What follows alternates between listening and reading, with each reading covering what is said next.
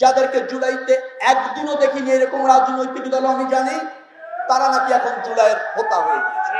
যারা তরুণ ছাত্র, আমি তাদেরকে বলতে চাই, আপনাই হচ্ছেন আগামী দল, দিনের নেতৃত্ব। অবাধ নির্বাচন যখন হয়েছে, মানুষ অবাধে ভোট দিয়ে বিএনপিকে নির্বাচিত করেছে। এবারও 2000 এই যে আপনার নির্বাচন, 26-এর নির্বাচন, জনগণ অবাধ ভোটের মাধ্যমে বাংলাদেশের জাতীয়তাবাদী দলকে নির্বাচিত করেছে। আমাদের অঙ্গীকার রয়েছে 31 দফা, আমাদের অঙ্গীকার রয়েছে সই করা জুলাই সনদ। আমরা তা প্রতিষ্ঠিত করতে বদ্ধপরিকর, কারণ আমরা জনগণের জন্য রাজনীতি করি, আমরা এই দেশ বিনির্মাণে রাজনীতি করি। আমরা সেটা প্রতিষ্ঠিত করব। জুলাই সনদ নিয়ে কোনো অপস রাজনৈতিক তৎপরতা বাংলাদেশের জাতীয়তাবাদী দল রাজনৈতিকভাবে মোকাবেলা করবে। এদেশের সচেতন ছাত্র সমাজ, নাগরিক সবাই ঐক্যবদ্ধভাবে বিএনপির সাথে রয়েছে। অতএব আমরা জানি এদেশের জন্য কি করতে হয়, আমরা জানি কিভাবে জন আকাঙ্ক্ষাকে প্রতিষ্ঠিত করতে হয়, আমরা সেই লক্ষ্যে কাজ করছি। আপনারা জননেতা তারেক রহমান সরকারের প্রতি আস্থা রেখেছেন, সেই আস্থার অমর্যাদাই সরকার কখনো করবে না।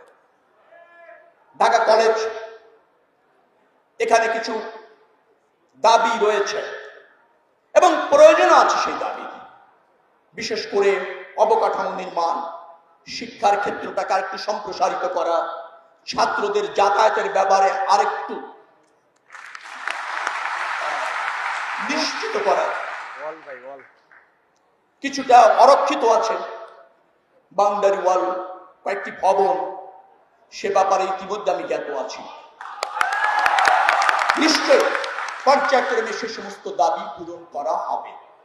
নিশ্চিতভাবে ঢাকা কলেজকে একটা উপযুক্ত শিক্ষা প্রতিষ্ঠান হিসাবে প্রতিষ্ঠিত করবার জন্য যা যা প্রয়োজন এই সরকার করবে।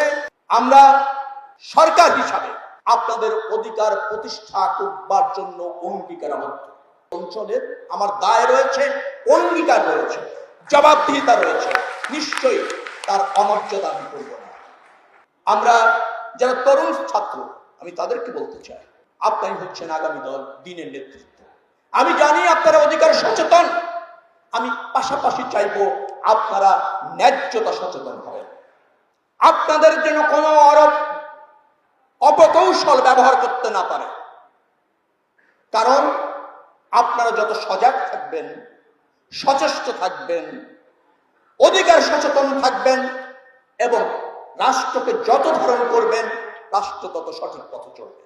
কারণ আপনারা জানেন কি করতে হয়, কখন করতে হয়, কিভাবে করতে হয়, আবার কি বর্জন করতে হয়, এটা আপনারা জানেন।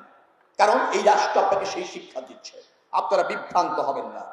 আমরা সরকার হিসাবে আপনাদের অধিকার প্রতিষ্ঠা করবার জন্য অঙ্গীকারবদ্ধ এবং জবাবদিহিমূলক। আমরা চাই আমরা জাতি হিসাবে ঐক্যবদ্ধভাবে এই জাতিটাকে বিনির্মাণ করব, রাষ্ট্রটাকে বিনির্মাণ করব। সমস্যা আছে, সমাধান করব। এটাও ঠিক, আমাদের কিছু সীমাবদ্ধতা আছে, সেগুলিও আমরা মেনে নেব। একটি জাতি সমৃদ্ধ হয় ধাপে ধাপে, শানিত হয় প্রারম্ভিক থেকে সমাপ্তি পর্যন্ত একটি গতি বা ধারা বজায় রেখে। আমরা ততটুকু ধৈর্য ধরব, ততটুকু সহযোগিতা করব, ততটুকু সমন্বয় করব। এটাই হচ্ছে আমাদের অঙ্গীকার। সেটি যদি হয়, এই জুলাই সার্থক হবে। সেটি যদি হয়, যারা জীবন দিয়েছে, রক্ত দিয়েছে, তাদের রক্ত এই দেশের জন্য দেওয়া হয়েছে, সেটা প্রমাণিত হবে। আমাদের যে সমস্ত ভাইয়েরা এই জুলাই সনদে আপনার আন্দোলনে জীবন দিয়েছে, তারা জাতির শ্রেষ্ঠ সম্পদ, তারা জাতির সম্পদ। এই আন্দোলন যখন হয়, বর্তমান প্রধানমন্ত্রী আমাকে ফোন করে ঢাকা মহানগর দক্ষিণের আন্দোলনের প্রধান সমন্বয়কারী দায়িত্ব দিয়েছিল।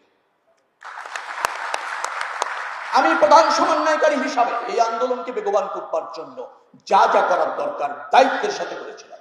আমরা দেখতে পাই সেই অর্জন, সেই কন্ট্রিবিউশন, যে আন্দোলনটা এদেশের রাজনীতিবিদরা শুরু করে শেষ পর্যন্ত জীবন দিয়ে পাশে থেকে ছাত্র জনতাকে ঐক্যবদ্ধ করে আমরা সফল হলাম।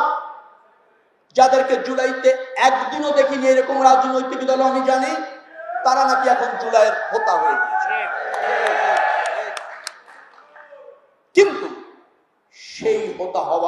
জনগণ প্রত্যাখ্যান করেছে নির্বাচনে। জনগণ জানে কার কাছে রাষ্ট্র নিরাপদ, জনগণ জানে কে রাষ্ট্রকে ধারণ করে এবং কে এই রাষ্ট্রের পাশে থাকে, এটা জনগণ জানে। যার ফলে জনগণকে কিন্তু বিভ্রান্ত করা যায় না এবং যায়ও না, আগামীতে যাবেও না।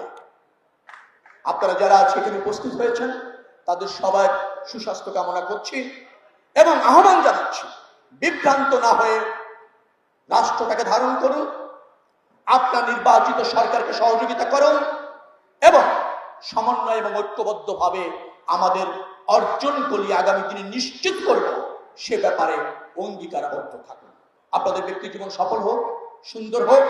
জুলাই যারা জীবন দিয়েছে তাদের পরিবারের প্রতি আমাদের যে দায়িত্ব আছে, রাষ্ট্র এবং সমাজ থেকে আমরা সেটা পালন করব, তাদের স্বপ্ন বাস্তবায়ন করব, এই প্রত্যাশা রেখে সবাইকে শুভেচ্ছা জানিয়ে শেষ করছি। আল্লাহ হাফেজ। বাংলাদেশ জিন্দাবাদ।